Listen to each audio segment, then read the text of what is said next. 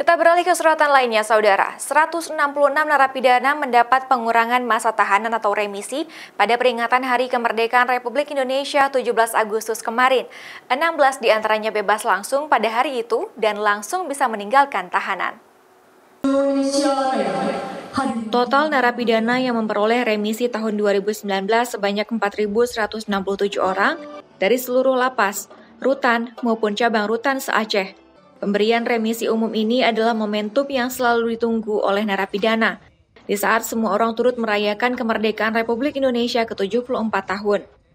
Pemberian remisi umum ini selalu diberikan setiap tahunnya saat memperingati Hari Kemerdekaan. Biasanya pemberian remisi paling lama 6 bulan dan paling singkat 1 bulan, sesuai dengan aturan yang berlaku.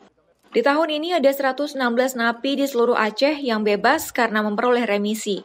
16 diantaranya bebas langsung atau bebas murni Sabtu lalu, sedangkan 100 orang narapidana yang bebas lainnya harus menjalani masa subsidiar atau hukuman pengganti karena tidak bisa membayar denda.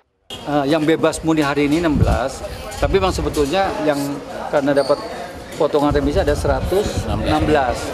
Hanya yang 100 ini masih menjalani subsidiar. Dia ada denda yang harus dijalan itu sehingga dia belum bebas. Tapi secara potongan hukumannya harusnya sudah bebas. Kebanyakan napi yang mendapat remisi bebas ini adalah napi dengan kasus narkoba. Berdasarkan data dari Kemenkumham Aceh, 67% penghuni lapas di seluruh Aceh terjerat dengan kasus narkoba. Angka 67% ini lebih tinggi dari angka rata-rata nasional, yaitu 60% penghuni lapas karena kasus narkoba. Kita sudah berada di zona yang sangat berbahaya untuk narkoba, kemudian kekerasan terhadap perempuan dan anak, yang ketiga pornografi. Itu sudah ada di zona merah kalau saya bilang.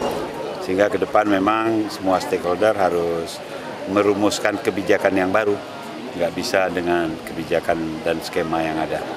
Selain itu, pemberian remisi ini tidak hanya dimaknai sebagai pemberian hak kepada warga binaan, tetapi sebagai apresiasi negara terhadap warga binaan yang telah berhasil menunjukkan perubahan perilaku, memperbaiki kualitas, dan meningkatkan kompetensi diri. Nova Misdayanti, Kompas TV, Aceh Besar.